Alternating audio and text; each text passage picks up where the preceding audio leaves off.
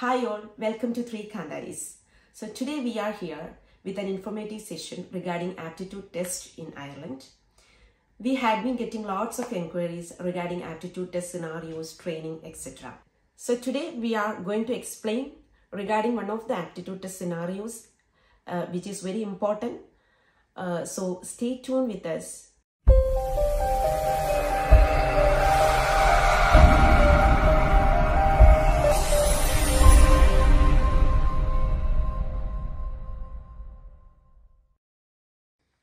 So today our topic of discussion is inhalers. So asthma is a topic that has been asked for the RCSI aptitude examination in Ireland for nurses. And in asthma, you will be asked to discuss about or demonstrate the use of inhalers or educate a patient how to use an inhaler. What are the advantages or how do you deal with it? What are the difference between each inhalers and all that? So we'll see that now. First, we are going to talk about reliever inhaler. So reliever inhalers are usually blue in color. So this color differentiation is very important. When I talk about the next inhaler, you will understand what is the difference. So these are called reliever inhalers. These are rescue medications. So reliever inhalers allow for relaxation of the respiratory muscles to widen the airway and to help breathe easily. It eases the symptoms, all the asthmatic symptoms. The good thing about a reliever inhaler is that it can be taken in advance. So if the patient feels that he or she is going to have an asthmatic attack, the patient can use the reliever inhaler in advance. And also, if the patient has already started with an attack, the patient can use at that time as well. And hence it is called a rescue medication or a reliever. So the important point is it can be used before the asthmatic attack and during the attack as well. There are very few side effects like tachycardia or mild tremors, but still reliever inhalers are seen to having very good effect. The only thing is that if a patient is using the reliever inhaler more than twice weekly, then the asthma is not said to be under control. So if the patient is using very frequently or more often the relievers more than twice a week, then the patient has to go for review because asthma is not under control. So as the name says, it is only a reliever, it is only a rescue. It should not be used on a regular basis.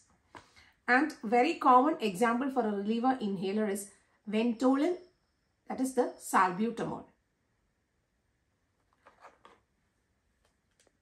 Now, when you ask or when you educate a patient regarding how to administer or how to take the inhaler, first of all, few things which you have to look after is the expiry date of the inhaler. So this is how you check the expiry date of the inhaler. You have to pull it out of, you have to pull the medication out of the inhaler presser and look into the date. Of course, you will have to check the name of the medication, the dose of the medication, the expiry date and all that. You cross-check with the patient's drug chart. So we will be discussing in another video with regards to medication administration. All the rights for medication administration has to be followed with regards to inhaler as well. So once you have checked the inhaler, you fit it back into the piston and then you shake it. Shake it very well because we want all the particles to get mixed well before administration. So as said, you have to shake this at least 4 to 5 times before using or administering.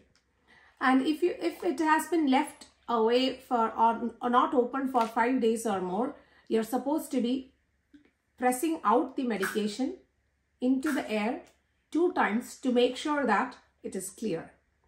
But I always recommend that you educate the patient to at least puff it once out so that there is no blockage and it is clear while the patient is administering the medication. So when you ask the patient to administer the medication, ask the patient to have a normal breath and then ask them to insert the canister in the inhaler into the mouth and closed between the lips. And then the medication canister has to be pressed with the index finger with the thumb finger supporting the inhaler. Ask the patient to take a deep inhalation. So when the patient is taking the deep inhalation, the medication has to go into the system. So first the patient takes a normal breath and then puts the medication into the mouth and holds it tight between the lips and the teeth. Then while the patient is taking the deep inhalation, the canister has to be pressed.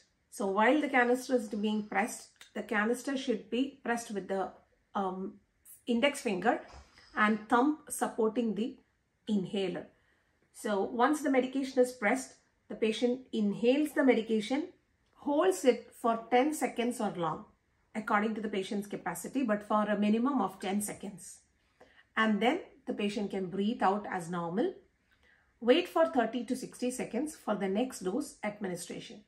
So while administering, you have to make sure that what is written in the medication codex or chart, it can be according to the micrograms, or else it can be the number of puffs. So you have to make sure that the micrograms and the puffs, they relate to each other and they are the same when you are administering the medication. So we have spoken about the reliever or rescue inhaler, that's the blue one. Now we have another one to discuss. The next type of inhaler is the controller inhaler. So controller inhalers are corticosteroids. You can see it is an example is beclazone.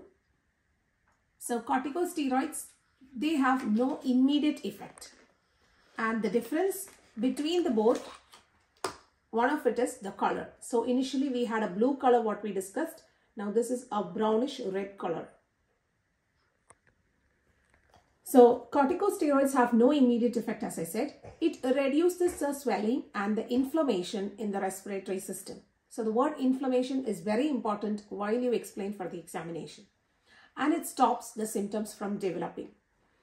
The corticosteroids, as of any tablets or any form of corticosteroids, as you know, the dose has to be reduced eventually. The same for the inhalers as well. So in rescue medication or the reliever inhaler, we said that it can be taken before or during an asthmatic attack. But controller inhalers cannot be taken during or before an attack. It has to be taken on a regular basis to develop the system, develop our ability to reduce the symptoms within the system. It has to be taken on a daily basis, even if the patient feels well. Only then the natural controllers in the body will be maintained. So as I said, this is a steroid. So there can be a question arising, especially for those who are athletics. Can they use it? They can, because anabolic steroids are the ones which are banned in sports. This can be used if the patient is asthmatic.